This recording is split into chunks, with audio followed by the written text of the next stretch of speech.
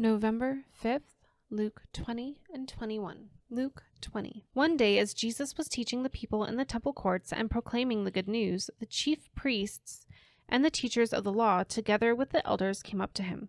"Tell us by what authority you are doing these things," they said. "Who gave you this authority?" He replied, "I will also ask you a question. Tell me, John's baptism, was it from heaven or of human origin?"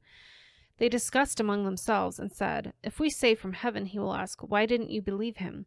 And if we say of human origin, all the people will stone us, because they are persuaded that John was a prophet." So they answered, "We don't know where it was from." Jesus said, "Neither will I tell you by what authority I am doing these things." He went on to tell the people this parable. A man planted a vineyard, rented it to some farmers, and went away for a long time. At harvest time, he sent a servant to the tenants so they would give him some of the fruit of the vineyard. But the tenants beat him and sent him away empty-handed.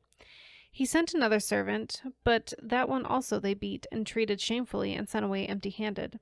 He sent still a third, and they wounded him and threw him out. Then the owner of the vineyard said, "What shall I do? I will send my son, whom I love. Perhaps they will respect him." But when the tenants saw him, they talked the matter over. "This is the heir," they said. "Let's kill him, and the inheritance will be ours." So they threw him out of the vineyard and killed him. What then will the owner of the vineyard do to them? He will come and kill those tenants and give the vineyard to others. When the people heard this, they said, "God forbid." Jesus looked directly at them and asked, "Then what is the meaning of that which is written, 'The stone the builders rejected has become the cornerstone'?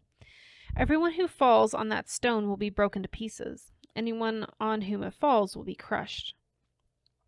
The teachers of the law and the chief priests looked for a way to arrest him immediately, because they knew he had spoken this parable against him. But they were afraid of the people. Keeping a close watch on him, they sent spies who pretended to be sincere. They hoped to catch Jesus in something he said, so that they might hand him over to the power and authority of the governor. So the spies questioned him. "Teacher, we know that you speak and teach what is right, and that you do not show partiality, but teach the way of God in accordance with the truth. Is it right for us to pay taxes to Caesar or not?" He saw through their duplicity and said to them, "Show me a denarius. Whose image and inscription are on it?" "Caesar's," they replied. He said to them, "Then give back to Caesar what is Caesar's, and to God what is God's." They were unable to trap him in what he said there in public, and astonished by his answer, they became silent. Some of the Sadducees, who say there was no resurrection, came to Jesus with a question. "Teacher," they said, "Moses wrote for us that if a man's brother dies and leaves a wife but no children, the man must marry the widow and raise up offspring for his brother. Now there were 7 brothers. The first one married a woman and died childless. The second and then the third married her, and in the same way the 7 died, leaving no children. Finally the woman died too.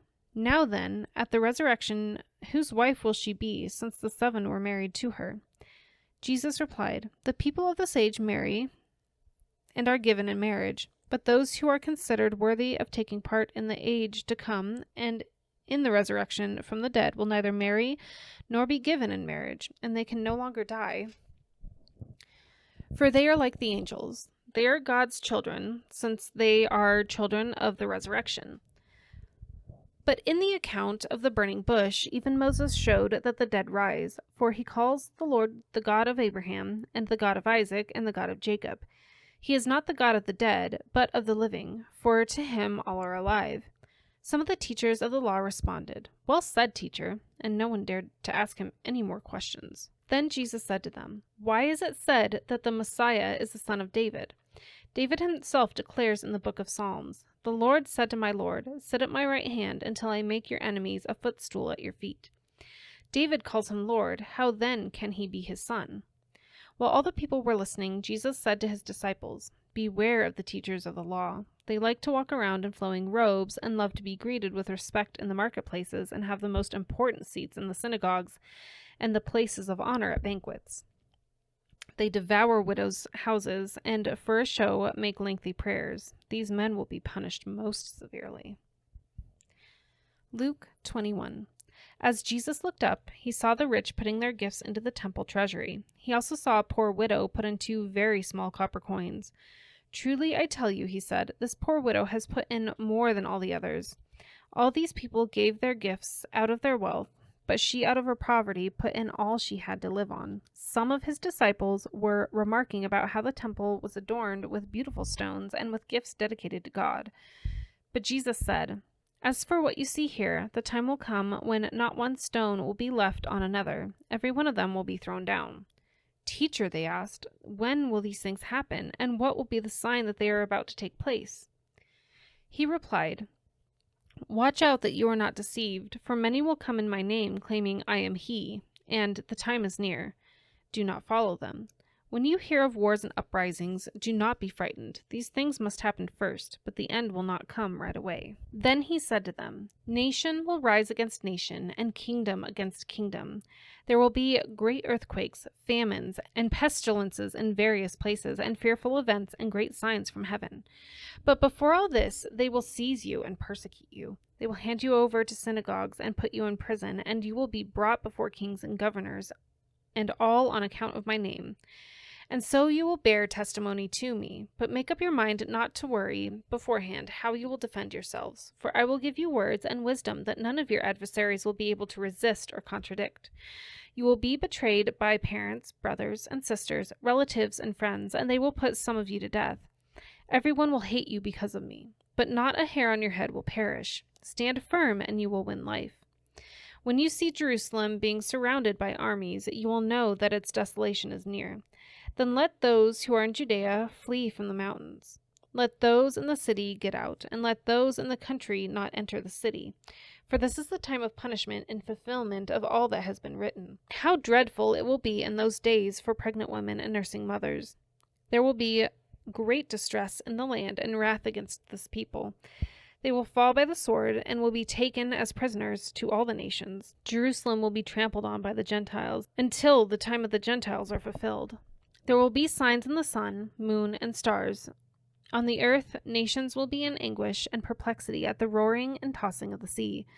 People will faint from terror, apprehensive of what is coming on the world, for the heavenly bodies will be shaken. At that time, they will see the Son of Man coming in a cloud with power and great glory. When these things begin to take place, stand up and lift up your heads, because your redemption is drawing near." He told them this parable. "Look at the fig tree and all the trees. When they sprout leaves, you can see for yourselves and know that summer is near.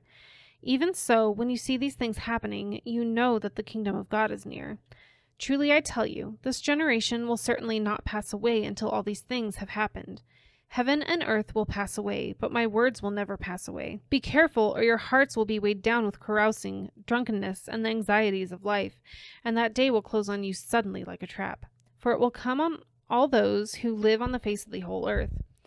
Be always on the watch and pray that you may be able to escape all that is about to happen, and that you may be able to stand before the Son of Man." Each day Jesus was teaching at the temple, and each evening he went out to spend the night on the hill called the Mount of Olives, and all the people came early in the morning to hear him at the temple.